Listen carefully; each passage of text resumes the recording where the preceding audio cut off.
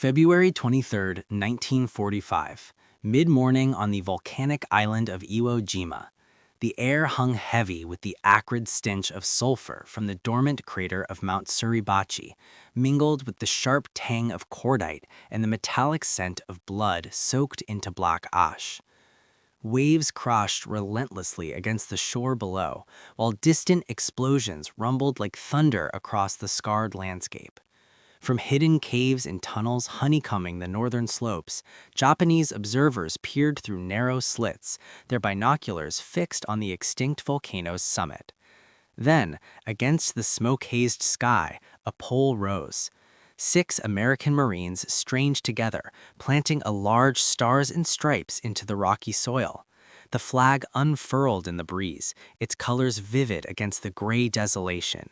A symbol planted on soil that, for the first time in millennia, bore the footprint of an invader.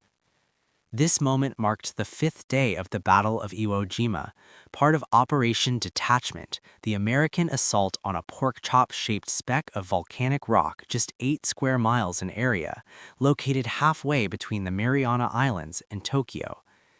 Iwo Jima's 3 airfields made it vital.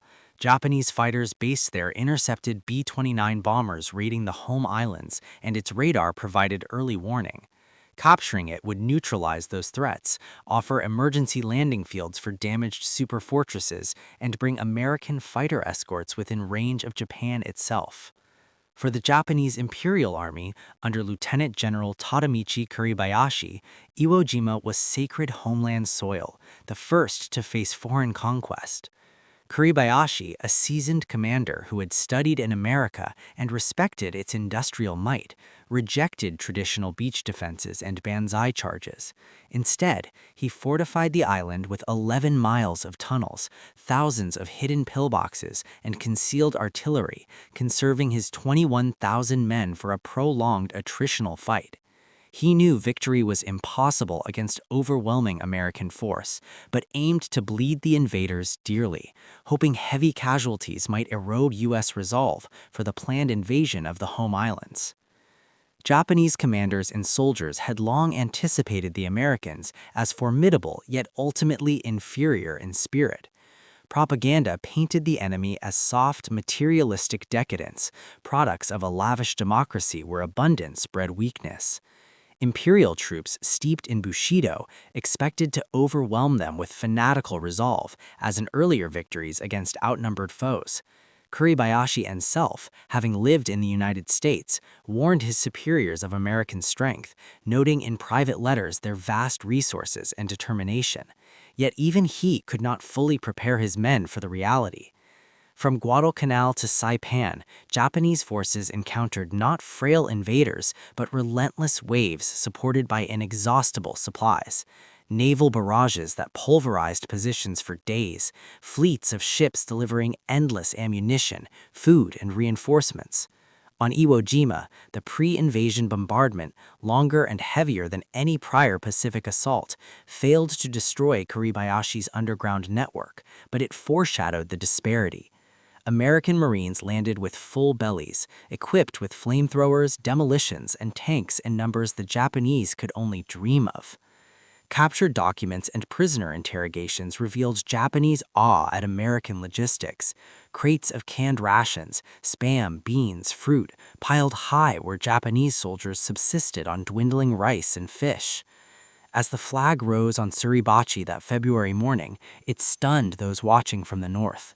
The smaller flag had gone up hours earlier, drawing cheers from exhausted Marines below and sporadic fire from lingering defenders. But this larger one, fetched from a nearby landing ship and hoisted by 6 men under Associated Press photographer Joe Rosenthal's lens, was unmistakable across the island. To Kuribayashi and his officers in their command caves, it signaled the fall of the southern strongholds, the volcano that dominated the beaches. Reports trickled in. Suribachi secured in 5 days, far sooner than planned. The general, pragmatic and unsentimental, had forbidden wasteful charges, yet the site pierced the veil of imperial invincibility. One surviving account from Japanese memoirs described the flag as a harbinger, not just military defeat, but proof of an enemy's unyielding abundance. Those Marines, fed on plentiful rations, fueled by a nation's factories churning endlessly, pressed forward where Japanese troops weakened from shortages. Historical records underscore the shock. Of over 21,000 Japanese defenders, fewer than 1,000 survived as prisoners, nearly all fought to the death. Yet the battle inflicted 26,000 American casualties, including nearly 7,000 dead, the only Pacific engagement where U.S. losses exceeded Japanese.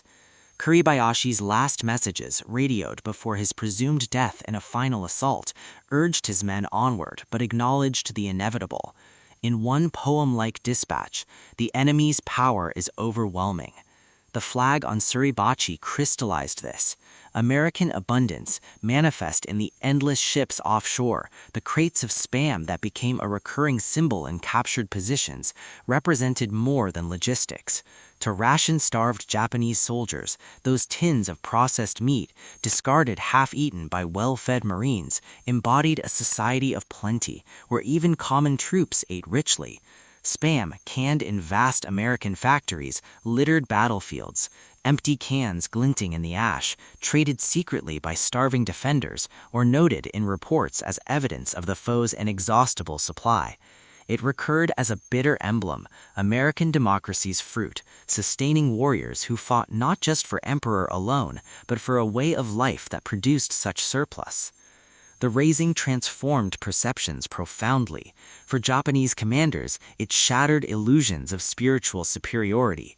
Kuribayashi, who had admired America's potential while deploring its materialism, saw his worst fears realized, a nation mobilized, its abundance translated into unstoppable momentum. Soldiers in the tunnels whispered of the flag's meaning, not mere territory lost, but the empire's defenses crumbling under weight of production no austerity could match.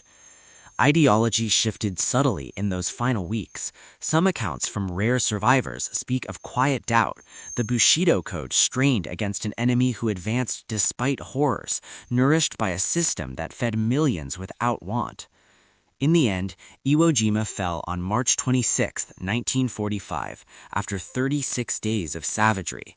The airfields rebuilt by Seabees saved thousands of B-29 crews through emergency landings. Yet the true legacy lay in that flag atop Suribachi, captured eternally in Rosenthal's photograph, a moment of triumph for one side, profound disillusion for the other. As the stars and stripes whipped in the Pacific wind that day, it whispered a larger truth. Freedom, rooted in abundance and resolve, endures where scarcity and rigidity falter. The canned bounty of a distant homeland, the flag planted by men sustained by it, were not mere artifacts of war, but testaments to a society's strength.